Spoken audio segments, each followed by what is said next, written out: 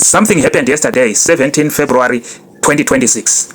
Two people who are big friends and big enemies, they met each other, they hugged each other, they smiled each other. Jacob Zuma and Julius Malema met at Parliament yesterday, and they were happy to see each other like long-lost friends, you know. Yeah, but they are friends. These guys are friends. They've got a history together. You remember, for Jacob Zuma to be president of South Africa, he was competing against Thabo Mbeki, and there were also court charges against him, criminal charges against him. You remember those rape charges, that crazy lady who accused Jacob Zuma of raping her, and Malema campaigned for Jacob Zuma. He fought for Jacob Zuma. You see, he fought hard for him to be president.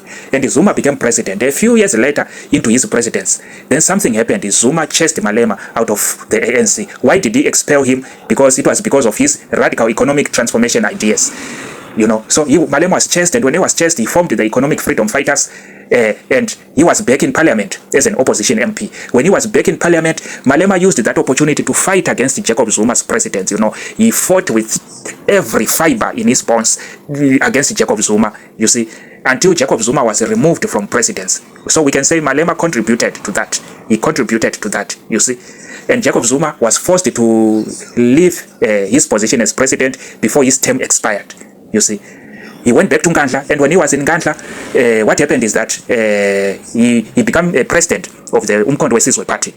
When he became president of the Umkhonto weSizwe Party, there were also charges. You remember, there were charges before he declared himself leader of Umkhonto weSizwe, July 2021. Prior to that, there were charges, you see, and Jacob Zuma was supposed to go to jail. And Julius Malema went to Nkandla, Jacob Zuma's residence, you know, and Julius Malema was not happy, you know. He defended Zuma because he didn't want Zuma to go to jail. He thought it was an insult for an old man and a former president to be sent to jail just like that. And remember what happened. Remember what happened. Things went very bad in the country. There was looting. Over 300 people died because people didn't want Jacob Zuma to go to jail. Okay, fast forward. Jacob Zuma became president of the MKP, and Jacob Zuma wanted to unite all black political parties. You know, he approached the EFF. He wanted the EFF to join the MK, but the EFF said, no, why can't you come with your MK and join us, you see. And Zuma went behind Malema's back, and he influenced Malema's deputy president, Floyd Shivambu, people like Dalimpofu, Sibusiwe Mkhwebane, and others. He influenced them to join the MK party. And that act nearly destroyed the EFF. Yet Julius Malema not acted fast, it could have destroyed this party, you see. So these people have got like grudges against each other, you see. And yesterday they met at parliament. When they met at parliament, what happened is that the MKP members and EFF members, they forced the chair of parliament to recognize the Jacob Zuma because she had not done so, you know. And Jacob Zuma was sitting in the gallery, and it is a norm, it is a custom that a former head of state should be recognized. So they forced the chair to recognize the Jacob Zuma. Okay, and then after the parliament proceedings, then the two met, as you can see in the pictures, the two met, they hugged each other, they were happy to see each other, you see, as they say that in politics, there are no permanent friends and there are no permanent enemies in politics. So they were happy to see each other.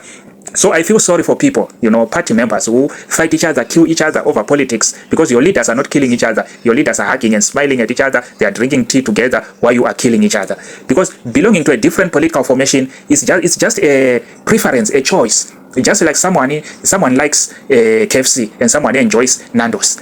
Just because I like KFC, I cannot hate you for liking Nando's. Preferences, they differ. So it must be so with politics. You see, we must respect other people for believing what they believe in and for choosing whatever political party they belong to.